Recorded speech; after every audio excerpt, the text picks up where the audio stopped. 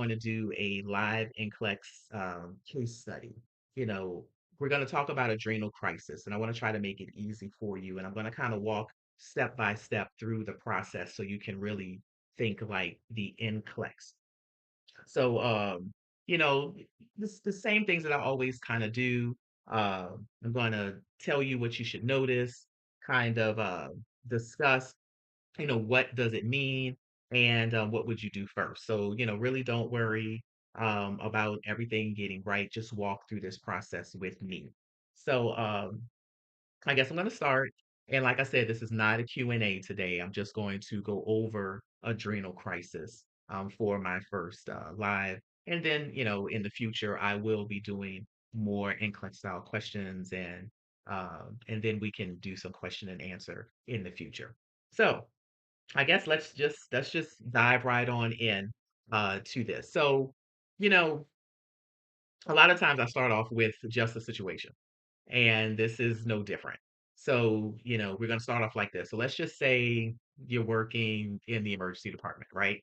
And so a patient walks in and they are weak and they're dizzy, they're hypotensive. Their blood pressure, you're assessing them, and every time you assess their blood pressure, the blood pressure keeps dropping. They seem like they're confused, they're not responding the way you expect. Now, here's the problem with all of this. If you don't really recognize what's happening at the hormonal level with this patient, you'll probably treat this patient incorrectly. Now, yes, we don't diagnose and treat. However, we should know um, specific disease processes, especially depending on what's coming on your unit if you're actually working as a nurse. And, if you're a nursing student, you will be working as a nurse, right? So, so it's all about recognizing what to do. And, with adrenal crisis, this is one of the conditions where if you pick the wrong priority, and you'll hear a lot about priority while you're in school, it can really lead to shock and even death of your patient. So with adrenal crisis, we're going to go a little bit deeper. I'm going to walk through, like I said, adrenal crisis step by step. So you'll really understand exactly what's happening inside of the body, because that's really what you need to know.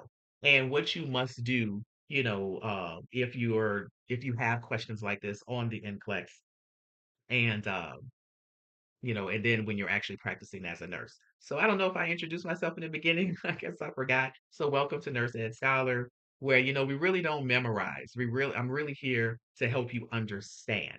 So let's start and break this down. Alrighty. So your patient, when you have your patient, everything revolves around cortisol. I want you to really think about cortisol like cortisol is the body's stress survival hormone. It keeps the blood vessels tight. So when you're thinking it maintains the blood pressure, it keeps that resistance, I guess, or the tightness of those blood vessels. So cortisol helps maintain blood pressure. It helps maintain blood sugar. You use it for energy. Your patients use it for energy for their body, and then also it helps with the body to respond to illness and stress. So cortisol is very important for the body. Now, if your cortisol levels are really critically low, you know, you need to really think of how this affects the patient's body step by step. So the blood vessels, they lose tone. They become relaxed, they become dilated, and what happens is that the blood pressure drops. The vessels can't constrict, so it can't hold that blood pressure. The blood flows to the organs, it decreases because of this. So like the blood vessels are dilated. So the blood that goes to the organs, so your brain, your kidneys, your heart are affected because there's no blood flow going to those organs, which can lead to shock. The blood sugar drops. Cortisol helps, like we said, maintain glucose levels. So this is not just about low cortisol when you're talking about adrenal crisis. This is really like a system-wide like collapse of the patient starting at the hormonal level. Now, let's kind of connect this, right? Um, Common diseases that causes or common things, I'm not gonna say diseases, but common things that will cause adrenal crisis. Addison's disease, where the adrenal glands become, they're already weak. So the adrenal glands, they're not functioning properly. So Addison's disease is the cause. Long-term steroid use. Patients who are on long-term steroids, either for rheumatoid arthritis, um, I'm saying students, patients that have juvenile arthritis, they're on steroids for very long periods of time, and then all of a sudden it stops. They stop it for whatever reason. They lose their prescription, they go out of town and they leave it at home. They just abruptly stop their steroid use. And what happens is that, the body has already shut down their natural cortisol production. What happens is that when you give your body something from the outside, so like diabetics. When a diabetic starts having to use insulin, the body stops making it. Same thing with this. Our body starts making cortisol. And if you're using steroids, well, it kind of replaces that cortisol production, so it stops making it. So adrenal crisis can occur because the body has stopped producing it, and you've stopped um, taking steroids. And then the third thing is severe stress. Infection, surgery, the body needs more cortisol, um, but it can't produce it. So that's what's happening. During normal stress, cortisol increases to support blood pressure and energy. But in adrenal crisis, the demand goes up, but the supply stays low. And this is actually a mismatch that leads to collapse. So try to remember that, so the common causes of adrenal crisis: Addison's disease, long-term steroid use, and then it suddenly stops, and severe stress, as in infection and in surgery. All right, so let's talk about labs. So when a person has adrenal crisis, they'll have low cortisol, they'll have low sodium, uh, they'll have a low glucose, and of course, they'll have low cortisol and they'll have high potassium. So remember that adrenal crisis, low sodium, high potassium, low glucose, and low cortisol. So let's break them all down and explain why is this happening to your patient. Uh, and this is kind of where students get confused. So why does the sodium level drop? And that's because of aldosterone, which is a related hormone, but there's a loss of aldosterone. So aldosterone is also low. And aldosterone kind of keeps sodium in the body. And without it, sodium is lost in the urine. As of with potassium, now the potassium levels increase. So if sodium is lost, potassium stays behind, and the body can't excrete the potassium properly. So that's why there's excess potassium.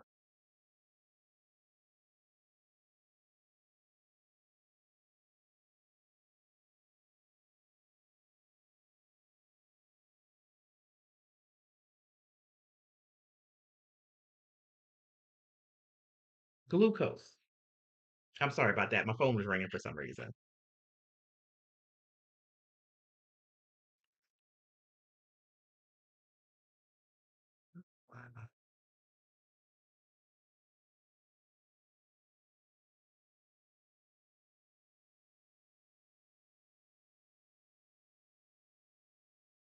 Sorry about that. I had some technical difficulties.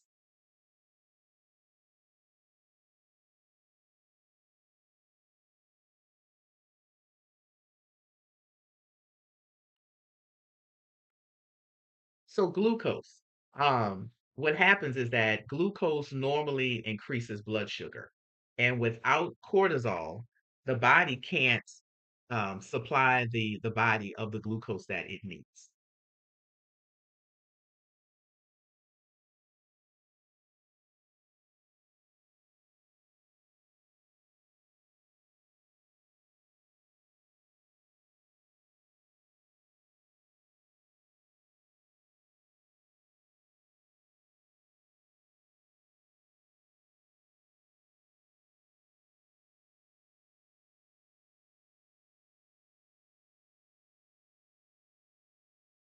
I'm really having technical difficulties. I apologize. All righty. So now let's summarize. With the low sodium, you have fluid loss. With the high potassium, you're at increased cardiac risk. And with the low glucose, you're going to have confusion. Your patient's going to have confusion. They're not going to, they call it brain dysfunction, but basically your patient is going to be confused. And so this kind of helps what you're going to actually see clinically with your patients. All righty, let's move on. We were talking about patient presentation. So let's move to presentation.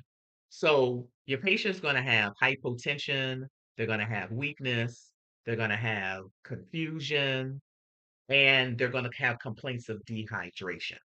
And so let's connect all of this. With the hypertension, the blood vessels are dilated, and that's because there's no cortisol. And because there's no cortisol, there's no vascular tone.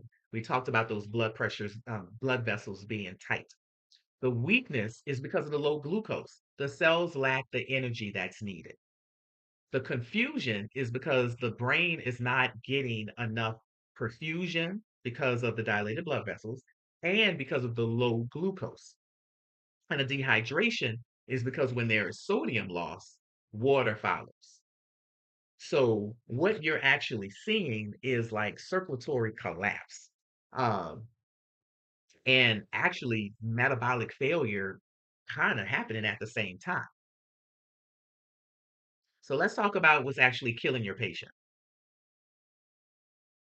So the real danger with your patient is hypovolemic and distributive shock. Okay. So, and that's going to lead to organ failure. And this happens because the fluid volume is low, the blood vessels, as we talked about, are dilated, and the blood pressure can't be maintained because the blood vessels are dilated. And so this leads to, and we talked about it before, decreased organ perfusion, leading to organ failure. So we're going to talk about, what do you do first? This is the most important part of it. Do you do steroids first or do you do fluids first? Think about it. You're hypotensive, you're losing fluids, the vessels are dilated. Like, what do you do? And you're going to see a lot of priority questions, while you're in school. And so the answer is you're going to fix the problem. You're going to give steroids first because this is a hormonal failure instead of just a fluid problem. Because if you give a patient just fluids, yeah, it may fix them for a little bit, but you have to fix the root cause. And so when you're thinking about, well, why not fluids first? I mean, the person's dehydrated, right? But if you only give fluids, like I said, you're temporarily fixing the problem. You may increase the volume, but the blood vessels are still dilated and the body can't respond to stress. So fluids alone, it's not going to stabilize your patient. It's not going to help your patient. I mean, it's kind of like putting a band-aid on a situation. And so, the full treatment of a person with adrenal crisis, steroids fix the root problem. They're going to restore the cortisol. They're going to improve the vascular tone. Remember, without cortisol, the vessels are dilated. It's going to support that blood pressure. And this is why steroids first, because they are life-saving for your patient with adrenal crisis. Okay. Then we're going to prioritize the IV fluids because IV fluids, like we talked about, is going to support circulation, is going to increase the volume because the person is dehydrated. But remember, without cortisol, fluids alone are not enough. Okay. So this is a kind of combined approach. You fix the hormone, you support the circulation with the fluids. And last, you have to monitor your labs. We always talk when you're in nursing school, we're always talking about what are your labs? And labs are important. You have to know what labs go along with what condition. And in adrenal crisis, you want to watch out for the sodium because it's going to let you know the fluid balance of your patient. You're going to check the potassium because if the potassium levels are too high, it's going to put your patient in cardiac risk. And then, of course, you're going to watch the glucose because you're going to need that glucose for brain function because the patient comes in confused. And these imbalances, remember, um, high potassium can cause arrhythmias, and you know these labs can cause neurological decline. Remember, you know, if your patient has hyponatremia, it can cause confusion. If your patient has low glucose, it can cause a mental status change. And so that's why knowing your labs and what they do are so important. Okay. So monitoring your patient is very critical. And so you will know if your interventions are actually working because the blood pressure will improve and the mental status of your patient will also improve. So let's do a quick kind of scenario. I try not to, I mean, I'm not making these questions hard. It's just I'm trying to get you to kind of see the bigger picture.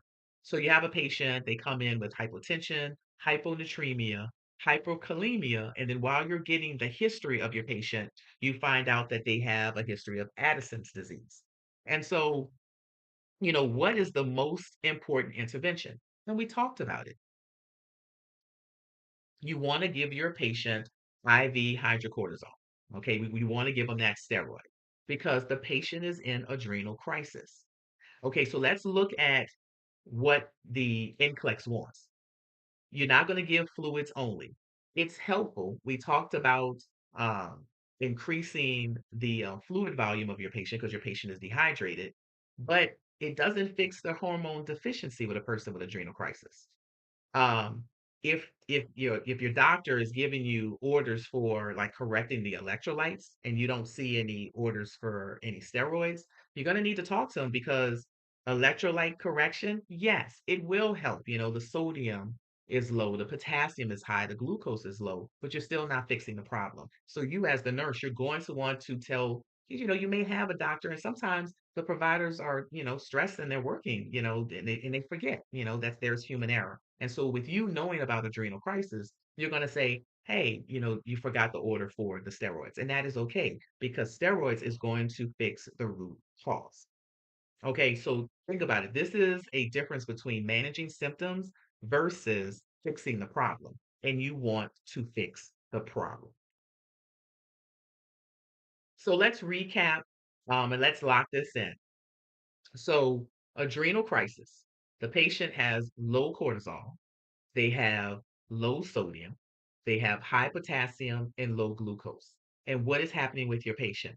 The blood pressure is dropping, the organs are underperfused, the body cannot respond to stress. So, what do we do? Steroids first and fluids second. Because you have to, realize adrenal crisis equals hormonal failure that will lead to shock in your patient if it's not treated um, correctly and appropriately. Okay. And so thank you for watching my live. I had some technical difficulties and I apologize for that.